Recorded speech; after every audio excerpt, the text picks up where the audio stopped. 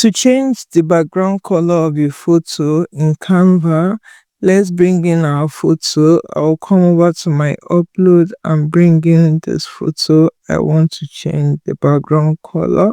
Let me spread that out to fill in my design page.